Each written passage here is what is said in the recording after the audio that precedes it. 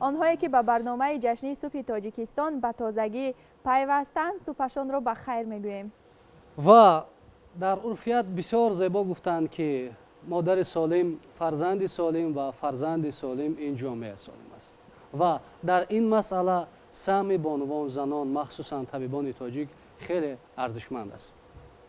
مهمان امروزه ما هستند دیرکتوری پژوهشگاه اکوشری، گینکولوژی و پریناتولوژی جمهوری تاجیکستان دولتزاده گلجهان. سرول شما را به برنامه خوش آمدید میگوییم. روزی مادر مبارک شود. تشکری زیاد. امروز یکی از مسئله هایی که مبرم است در جامعه تاجیکستان این پیش از همه تربیت فرزند سالم هم از جهت روانی هم از جهت جسمانی می باشد که در این مسئله یا که در این سمت سهم طبیبان تاجیک خیلی ارزشمند است یا که بلند است. در این خصوص همچون طبیب چی میگوید که کدام کارهای امروز ها به سامان رسانیده شده ایستادند و چی تدبیرها عملی میگردند؟ ما طبیبان برای سالمی مادر و کودک کوشش میکنیم، زیرا از تن و از زن سالم طفل سالم به دنیا می آید و جامعه به نسل سالم نیاز دارد. امروز ما شکرگزاریم که حکومت جمهوری تاجیکستان به ما زنان توجه ظاهر می نمایند و کوشش میکنیم که صافدلانه برای سالمی جامعه خدمت نماییم. تشکر زیاد. ما امروزها با کدام مشکلی های وام میخوریم در مسائل سالمی کودکی حل کردن آنها یا که برطرف نمودن آنها با جامعه سالمی تاجیکستان مساعدت میکند؟ هستند کودکانی که مثلا معیوب تولد میشوند و طبیبان در این خصوص با مادران هنگامی مثلا در بطن بودن فرزند نصیحت ها میدهند، مشورت ها میدهند. کدام کارها در این خصوص به سامان میرسد؟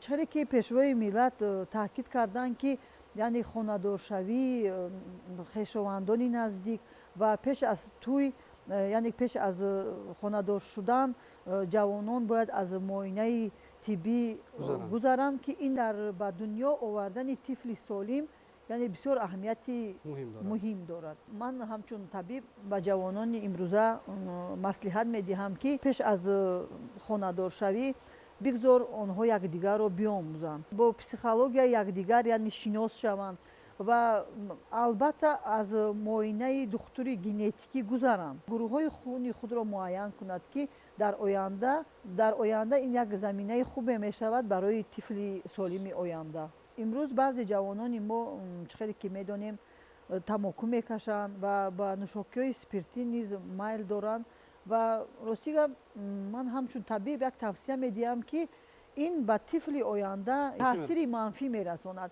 هرچند که بعضی این مسئله را اینقدر به اعتبار نمیگیرند، لیکن من همچون طبیب از تجربه خودم توصیه میدیم که این به کودکی در بطن مادر بوده تاثیر خود را میرساند. هرچند بعضی نفرانی هستند که میگویند که این یگام اهمیتی ندارد، لیکن من همچون طبیب از تجربه کاری خودم میگویم که هستند فرزندانی که از همون حسابی که پدر و مادرش نوشاکی اسپریتی استفاده میبرند، تماکو میکشند، همون فرزندها سالم به دنیا میآیند لیکن ناسالم است و در آینده وابستگی گینی تاثیر میکند که در آینده میتواند که وقتی به بالغ رسید ارگانیسم وی طلب میکند به همون تماکو کشیدن، به همون نوشیدن. این معنای همون رو دارد که همون تاثیر پدر و مادر است. بینندگان عزیز، یادآور میشویم که مهمان امروزه ما بودند گلجهان دولتزاده، دیرکتوری پژوهشگاه اکوشری، گینکولوژی و پریناتولوژی جمهوری تاجیکستان. برای صحبت و مصلحت‌ها تشکر زیاد. بینندگان گرامی، اینجا هیئت ایجادی برنامه صبح تاجیکستان در اساس مصلحت‌های راهبری تلویزیون تاجیکستان تصمیم گرفته است که آن نفرانی که امروز در جامعه شهروندی فعال هستند آنها را با تحفه‌های خاطرمان در یک جایگی با کمیته کاربازان چون نهاد دخلدار است در مسئله تطبیق سیاست زنان در جمهوری تاجیکستان با تحفه‌های خاطرمان هوسمند گرداند. مرحمت اینجا همکارانمان و نماینده از کمیته کاربازان را برای سپردن تحفه‌های خاطرمان تکلیف می‌کنیم. مرحمت.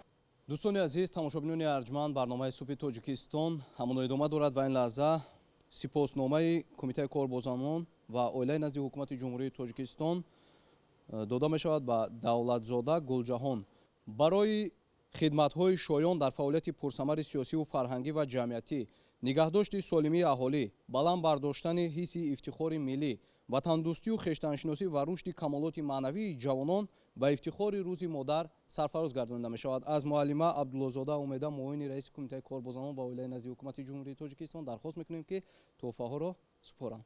Марамад.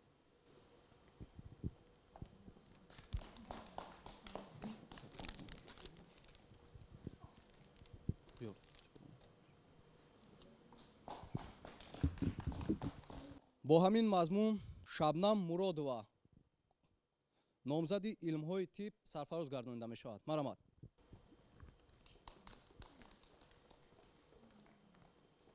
Тиста.